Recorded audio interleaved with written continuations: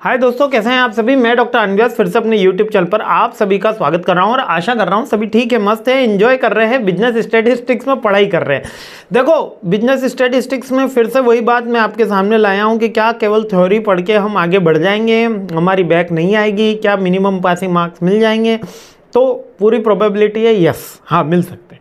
लेकिन फिर भी मैं कहता हूं कि अगर जो केवल थ्योरी के बल पे जाएगा और अगर एक भी थ्योरी का क्वेश्चन गलत कर दिया और एग्जामिनर ने उसका गलत प्रोबेबल नंबर आपने जितने सोचे थे उतने नहीं दिए तो बिजनेस स्टैटिस्टिक्स में बैक आ जाती है।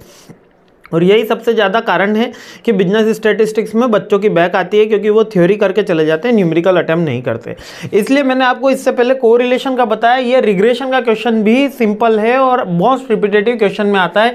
अपन देख चुके हैं कि इंडिपेंडेंट और डिपेंडेंट वेरिएबल के बीच में रिलेशनशिप बताने के लिए ही अपन रिग्रेशन का यूज करते हैं। नॉर्मल अपन को एक लीनियर इक्वेशन भी बनानी होती है, x minus x bar B dot x y y minus y bar. अब बी एक्स वाई निकालने के लिए क्या फॉर्मूला है, standard deviation x divide by standard deviation y N sigma X Y minus sigma X sigma Y divide by N sigma Y का square और sigma Y का whole square.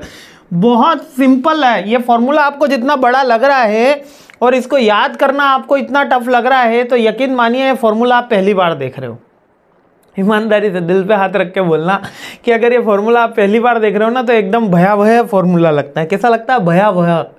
इसका हिंदी में एक वर्ड है भयावह, है ना। तो क्या आपको यदि भयावह लग रहा है तो इसका मतलब कि ये पहली बार आप देख रहे हो। और अगर आपने रिग्रेशन का केवल 2 सवाल जीवन के अंदर कभी 2 सवाल भी अटेम्प्ट किए तो ये क्वेश्चन, ये फॉर्मूला याद हो जाता है।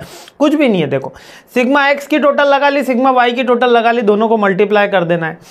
सिग्मा वाई का स्क्वायर और सिग्मा वाई का होल स्क्वायर यहाँ पर लिख देना है। स्टैंडर्ड डेविएशन एक्स और स्टैंडर्ड डेविएशन वाई, उसमें से अपन को डिवाइड कर देना है, इसके इक्वल टू कर गए फॉर्मूला आ जाता है। तो स्टैंडर्ड डेविएशन एक्स और स्टैंडर्ड डेविएशन वाई निकालते हैं, इसका फॉर्मूला रहा बी एक्स वाई निकल जाएगा, इससे बी वाई एक्स भी निकलता है।